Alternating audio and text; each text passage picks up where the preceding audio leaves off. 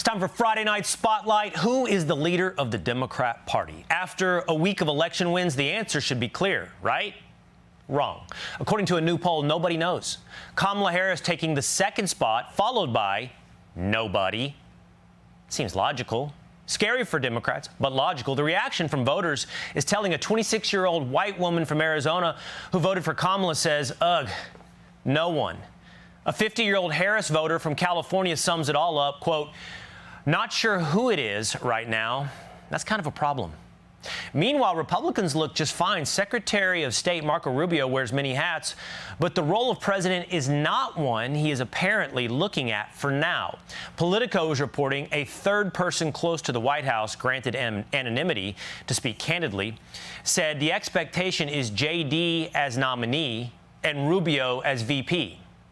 President Trump is apparently already whipping Vance into executive shape, busting his chops over China's obedient cabinet.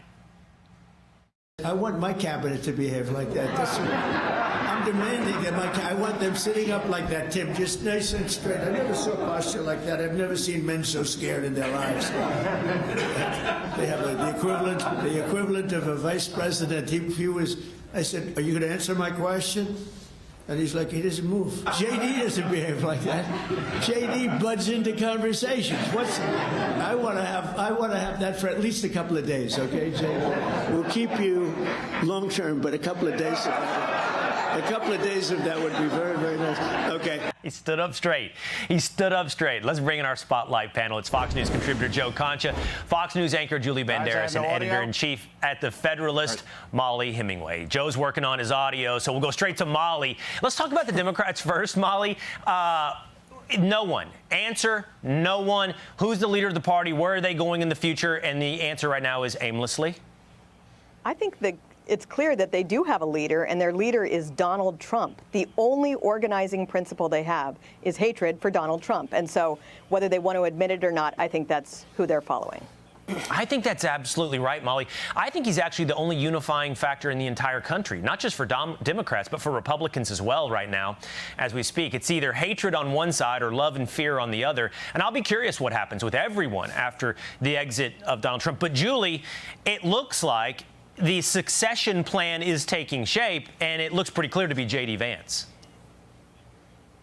Oh, yeah, absolutely, on the Republican side. But when you talk about the Democrats not having a leader, they literally don't. They haven't had a leader since President Obama was in office, which is really, really sad. But I will say, I hope to God it's not Zohran Mamdani, because I just have to comment on that. What a disaster for New York City. What a disaster for mayoral candidacy and for future political gains for the Democratic Party, because if they think that Zohran Mamdani is the wave of the future, they are dead wrong. Socialism does not work in a democratic state, and it's going to be an absolute disaster for New Yorkers. So let's just hope that New York doesn't prove that this is going to be a successful way forward for the Democratic Party. Joe, how smooth do you believe the entire succession would be from Donald Trump to J.D. Vance? He won't be the only person vying for the presidency. Whether or not Marco Rubio is on that stage, that debate stage, you can anticipate there will be other people. You can probably anticipate Senator Ted Cruz. Perhaps, yes. I think, Will, in the end, if President Trump endorses J.D. Vance is accepted by MAGA more than any other public figure. Maybe Marco Rubio is a very close second. So if Trump endorses J.D., you tell me how that's going to go for any other candidate, because once that happens, once MAGA wants something, ask Ron DeSantis, ask Nikki Haley, that's the way it's going to go. Yeah. Yeah, I find myself increasingly captivated by the idea that you introduced, Molly, and that is, what does politics look like without Donald Trump? And I think we're already beginning to see that explosion, that chaos, 1,000 pieces for Democrats. I just think he's the biggest. He's Michael Jordan. What happens after Michael Jordan? What does it look like in the political landscape?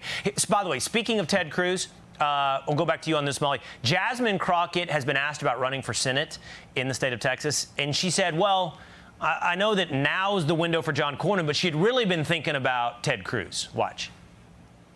I have no intentions of being in Congress for 30, 40 years. So for me, I honestly had planned to go after Ted Cruz. I was strategically planning to go after Ted Cruz. She was going to go after Ted Cruz. I don't know if she's going to bump up the timeline, but it's hard to imagine Senator Crockett. Well, the person who would be most excited about her running would probably be Ted Cruz. This is a woman who does have quite a bit of aspirations. She really loves to make her voice heard in Congress.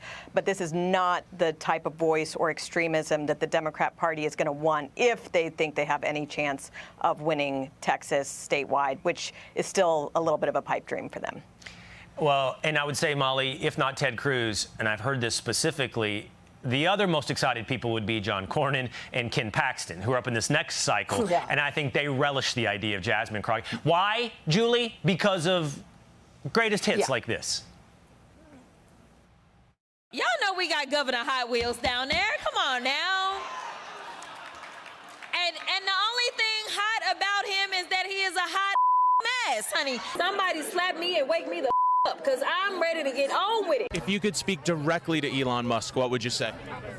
We have a Timu Hitler in the White House right now. I actually can't believe there are Texas Democrats that are taking this seriously, Julie. I actually want to grab a fly swatter every time I see her because I always mistake her eyelashes for bugs, but that's not even the point. First of all, John Cornyn would love for her to run in because she knows that she wouldn't have a chance. She even said, I don't think I'm going to run against John Cornyn. I wouldn't stand a chance, but I'm going to spend a ton of money trying to figure out whether I stand a chance. Let me just save you a couple bucks. No. And the reason being is that she barely does any work in Congress. Why in the world would anybody elect her to Senate? She doesn't even live in the district in which she represents. She is a poor excuse for what is now this, far left extreme position in Washington. And very soon people are going to grow tired of it. They already have. All right, Joe, Elon Musk has been approved for a new $1 trillion pay package. And what better way to celebrate than with one of his robots dancing?